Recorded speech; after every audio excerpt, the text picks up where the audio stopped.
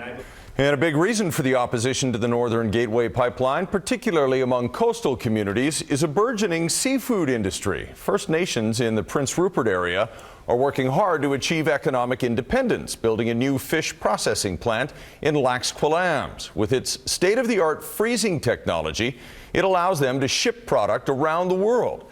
And as Johal reports, they're not the only ones capitalizing on the bounty of the sea.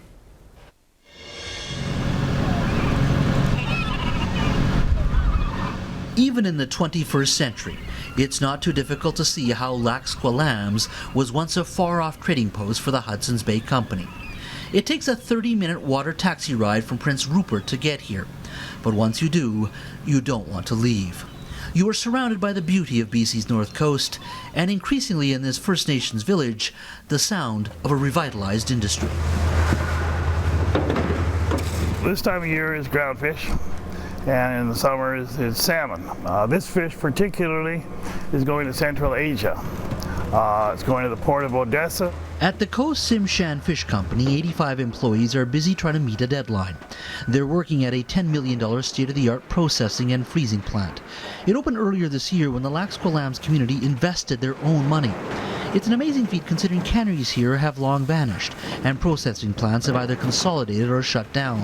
When it comes to customers, this BC village has gone global. Did you ever think you'd be having this conversation talking about sending something to Tajikistan from KW'ALAAMS? No. I don't think any of us knew where these places were until quite recently, maybe from the James Bond movies. With its high-tech refrigeration system, 600,000 pounds of fish can be frozen every day. It's arguably the most modern fish plant in Canada, carrying with it the hopes of this tiny village.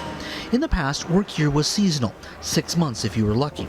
The new plant and its global customer base means a guaranteed 10 months of employment. I haven't had time off since, I think this is my 19th month now with no week off.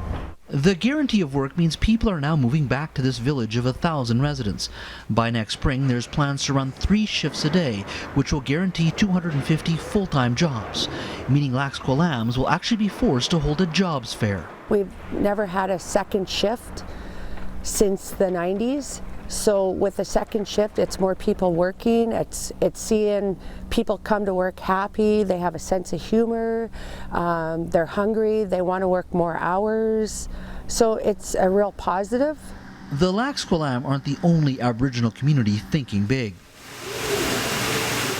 For coastal First Nations, scallops are the road to economic self-sufficiency. 30 employees between Prince Rupert and Haida Gwaii now harvest the lucrative crop. There's hope this aquaculture operation will one day employ 500 people.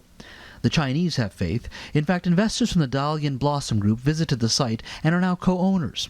Without Chinese investment, the business probably wouldn't have moved forward. One thing that a lot of people don't understand is that the Chinese provide a lot of that scallop to the U.S. right now. Well, as their market at home grows, they're not going to need to send it over there. They're not the only ones who are eyeing Aboriginal businesses. Former Prime Minister Paul Martin created the Cape Fund, which invests in Aboriginal startups. The private equity fund invested $5 million into this coastal shellfish operation. They're here as an investor. They're putting $5 million into this business, and they've stuck with us through thick and thin. And certainly, things have been thin for a couple years. You know, it's been tough getting a business off the ground. When the last of this fish was caught, he's at the dock within 3.5 hours. Back at KW'ALAAMS, the fish plant is more than just about economic self-sufficiency, but an opportunity to rebuild a community and preserve a way of life. If you're in the fish industry, like some of us are, to be a part of something on such a grand scale as this, that is something new that's contributing in such a big way, it's overwhelming. It's quite overwhelming.